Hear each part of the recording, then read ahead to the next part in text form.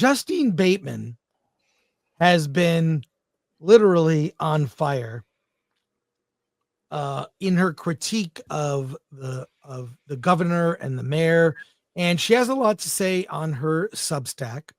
I'm going to share the screen here with a story she wrote that relates to not only what we've been talking about and the fires, but to things we've been talking about in entertainment for a long time. It's called Box Checking Films, the pandering that sucked the air out of the room. This is from last year, December 14th, a story that she writes. And if you would actually, Badger, can you read that? Is it too? Yeah, I see. No, it's fine. Okay, Much of cool. film production over the past 10 to 15 years has gone the way of checking boxes in plot and casting. There has never been anything wrong with characters and or plots that check those boxes. However, much of the box checking of the past decade has been done at the expense of actual good filmmaking, and that is unacceptable. Here are some of the various boxes: gay, Black, Asian, Hispanic, Middle Eastern, etc., trans, gay relationship, trans relationship, interracial relationship, invisible disabilities that no one will try to fix, visible disabilities that they are upset about. Again, these are fine characteristics and or themes, but the films and series make three mistakes with them. One, they focus on the obstacles instead of the drive to triumph. Audiences don't care to watch people wallow in what the character believes is their obstacle, but viewers can relate to the universal theme of triumphing, in spite of the odds against oneself. No audience wants to watch pity parties. Two, many of these box-checking films are simply not well-done films.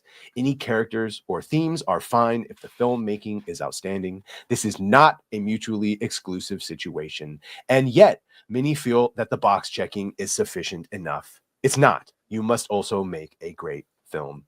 And three, another mistake that has been made is championing inadequate films or series because the filmmakers themselves checked boxes. This does the filmmaker a disservice, cheats the audience of a good film, and betrays the art of filmmaking. The focus should be on the art itself. The commitment to inclusion is implicit. If your film is outstanding, no one cares what kind of human container it came out of. A one-legged albino Eskimo with two gay mommies or a 67-year-old white male, it just doesn't matter. The audience doesn't care, and the resulting film doesn't care. Studios, streamers, award shows, and film festivals have all been guilty over the past decade of forcing a false inclusion.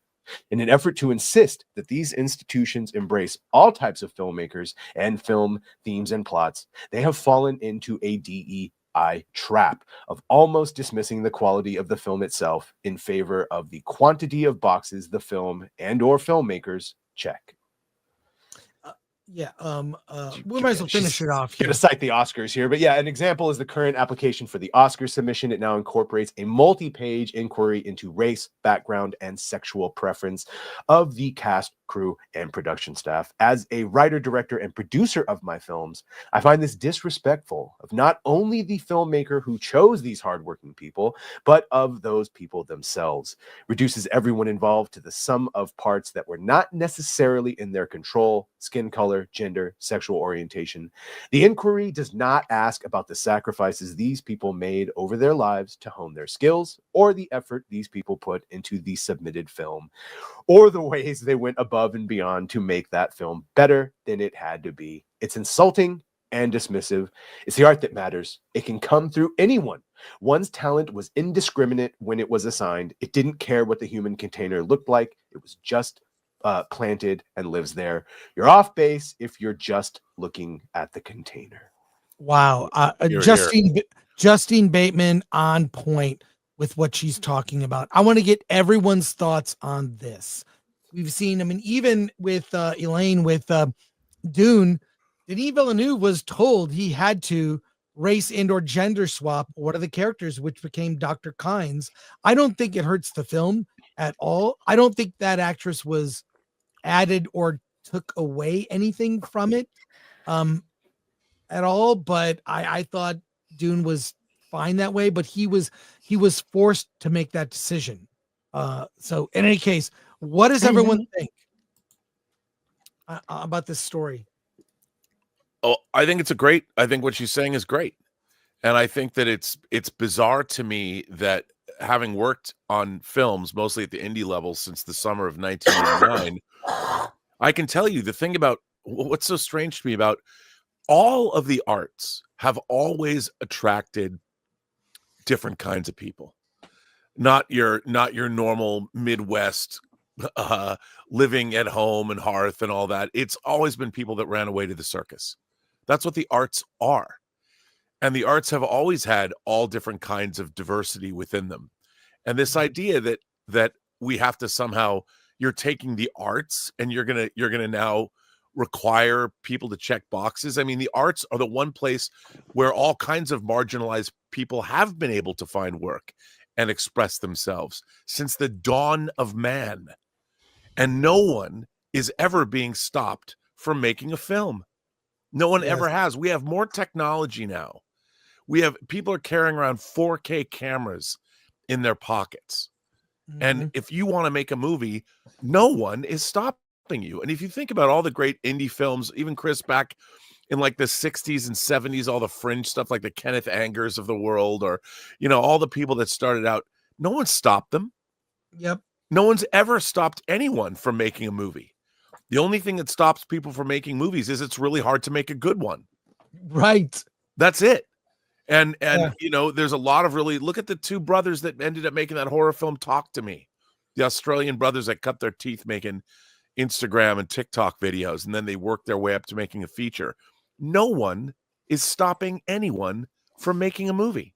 I've worked on many, many sets. I've never heard one person ever say, well, we're not going to hire that person because of whatever status they have. Right. I mean, it's just unbelievable. It's I don't know where this came from, but it had to have come from people that have never worked on movies before.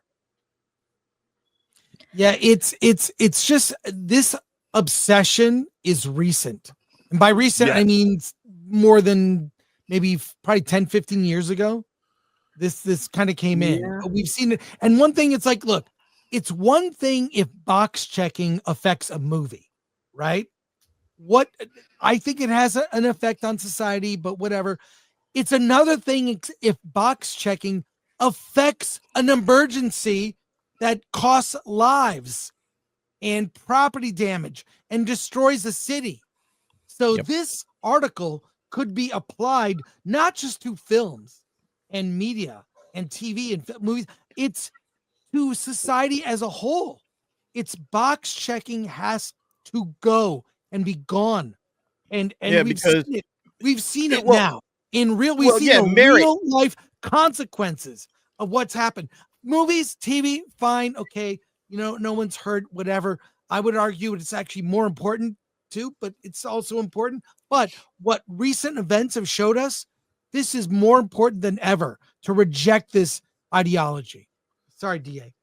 No, you good, man. No, it's exactly what you're talking about is the problem, that now people don't actually have to be good at what it is they're supposed to be doing. They just have to check the right boxes. I just have to be, a black, female, lesbian, and I get the job. Instead of actually being the best person for the job, that's the problem with this. Is back in the day, you actually had to be good. You actually had to know what it is that you're doing. You actually had to be skilled.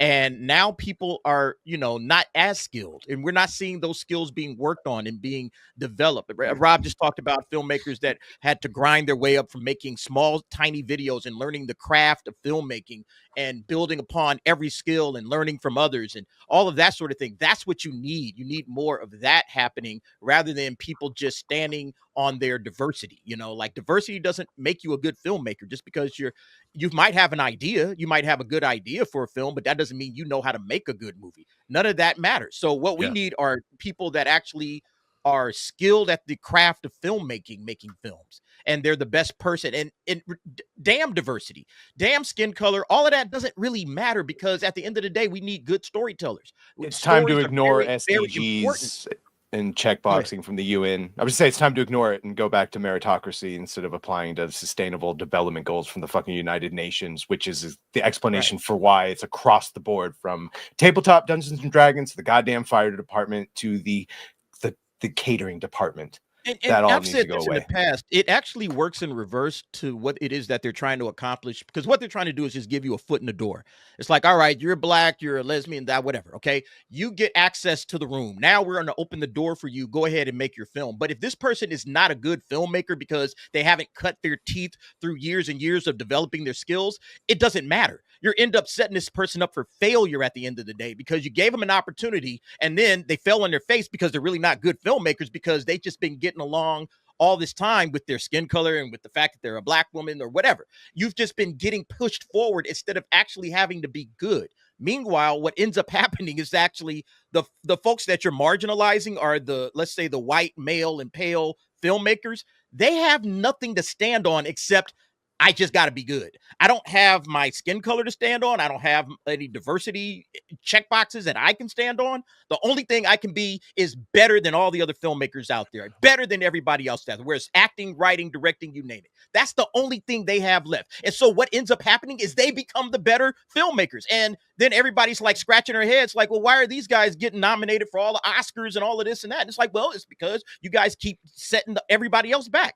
Make them have to go through the same grind that these other filmmakers have to go through. Make them do exactly what everybody else does. That's meritocracy. And then you'll get the best out of everybody instead of just pushing people to the front of the line because, oh, you got the right skin color and you check the right boxes for us. But I think we also have to put the blame where it belongs, man. I mean, we keep talking about the filmmaker here. These are the studios making these decisions. These are the assholes, in suits who have zero talent, who are cowards, by the way, who are making these kind of decisions for the filmmaker. Yeah, we could sit there and shit on the filmmaker and say, oh, you should have been a better director and you should have cast better people. It's not up to the directors.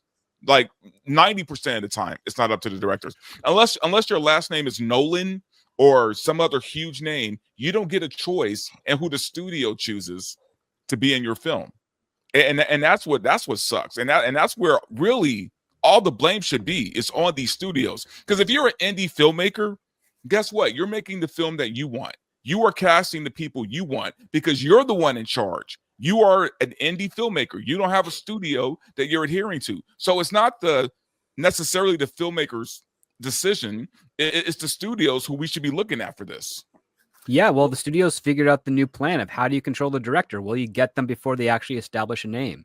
And that's how you can manipulate them. Back in 08 and 09 is when I started hearing from marketing and execs about, oh, you don't have enough people of this ethnicity or this background in your story. And it's like, well, what does that have to do with this? Or this doesn't look like it's a movie that or a script that can be sold in China. Well, who the hell cares about China? Like, this is America that I was in. I don't care about that country. But this was something that was building up for a good decade before it actually broke through and the rest of the public started figuring out what it was. And Dante is absolutely correct. It's corporate people that don't know how to make film, that know how to read spreadsheets, that are also very impatient, because what is more exciting and shiny than a brand new method of marketing a movie that has nothing to do with the movie at all, but definitely gets notice and attention from the trades? Because that is what makes Hollywood work, is you have to bring in something new. And when you don't have anyone creative bringing something new, you get desperate and you go to the low-hanging fruit of, well, since we can't come up with imaginative ideas for the stories we're telling, how about we look at the types of people that are making them? Because then we'll be able to say, okay, it's no longer just straight white men, it's women of color, it's men of color, it's men who transition to women, it's all these other things that have nothing to do with artistic integrity, but it's just something for them to talk about because they have nothing else on the docket to express what they're trying to do with the industry. And the funny thing, going back to Chris's point real quick about it affecting everything, it's true, because I have several friends actually who are firefighters, and they told me that even before these fires, that adding women to the squad, that 90% of the time the men have to take up the slack for the women that are on the squad with them. 90% of the time they have to take up their slack, but they have to have these women on the squad not because of the fire chief, but because of the people above them are telling them that they have to do this, right? So, and also, if these firefighters, if these men speak up, their pensions are being threatened. So they're not allowed to speak up about the fact that they have to take up the slack for the females on the team. Well, I think that's a great. Lowered the standards. You're talking about female firefighters. Physical activity. I mean, firefighters have to literally carry heavy hoses up staircases, and if you can on those tests, if you're being tested on your physicality to be a firefighter, if you can pass the test, you should become a firefighter no matter who you are, as long as you can pass those tests. But you shouldn't make exceptions for people that can't do the job, because people's lives are at stake. And when it comes right down to it, they changed the standards. They changed the standards, and that's the biggest problem. If they change the standards for firefighters so a woman can pass some of these tests, but it's like, well, I need somebody that can do the previous standards, because those are the standards that matter when there's a fire going on. And instead of some jackass on a video saying, well, you must have got yourself in the wrong position if you put yourself in a bad place, since this firefighter can't carry a grown man out of a building, like, that's BS, man. No, set the right standards, and then you don't have these problems. Hey, can you carry this 250-pound man out of a building? Yes. Okay, you get the job. If you can't do it, we're not going to lower the standards down to 125 pounds. We're not doing it. All right, because there's a 250-pound man that's going to need to be rescued. So we need to make sure that you can handle the standards that we have set forth in society. This is what's proper. But because we got to check boxes and we got all this DEI bullshit, that's why we end up here. Because somebody feels marginalized or whatever. I'll go one further. I'm not a woman. I'm not a small guy. I'm 5'10". Okay. Now, I'm not a woman.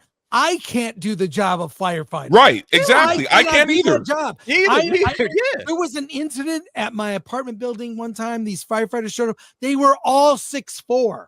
They were all like, wow, you must have played football in high school. These were big dudes that all came here. They're carrying this heavy equipment. I could not do the job. I want people who can do the job. If they are a woman, fine. If they are gay, don't give a shit. But just have standards and don't lower the standards for 60 some pounds of gear. Yeah, exactly. To make you 60, feel sometimes 100, man. Like, yeah, sometimes more. Yeah. I can't do it. I want people who can do it. That's the practicality of this. They got to carry 100 pounds worth of equipment on their backs at any given time. Okay, so they have to do that and then be able to carry my 220-pound ass out of a burning building. So that's 320 pounds. And you're telling me that some little woman could do that? Absolutely not. Well, the strange thing about all this is that I understand the impulse is to allow people that don't necessarily get access to the opportunities to have access to the opportunities. I think that is a good thing. That is initially a good impulse.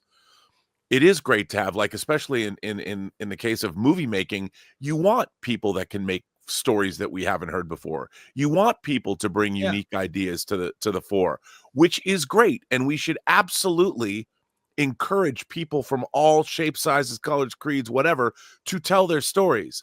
But the thing is, when you're dealing with movie making, especially, it's a commercial enterprise as much as it is an artistic enterprise, or it used to be. Now it's mostly commercial, but there's money involved. And, when money is involved and you're spending, in the case of like what Marvel spent on, I can't wait to read the postmortems on Brave New World, the new Captain America movie, and what they were trying to do with that film and what was going on there. But, at the end of the day, we're working in industries where money and there's a commercial aspect and people have to pull their weight. And the fact is, look, spiritually and personhood, we're all equal. Great, right? But all of us, every single one of us, have gifts that we have that are unique to us. Not everybody can do the same job. And all of this box checking assumes that everybody is exactly the same. They have the same abilities, so it really doesn't matter. We just want to hire more of these people. And what it doesn't take into consideration is people's talent and people's ability. And it's like box checking of any kind immediately reduces things into things that aren't pertinent to the very thing that you're trying to staff or whatever. It shouldn't matter who you are. If you're the best person for the job, you should get that job.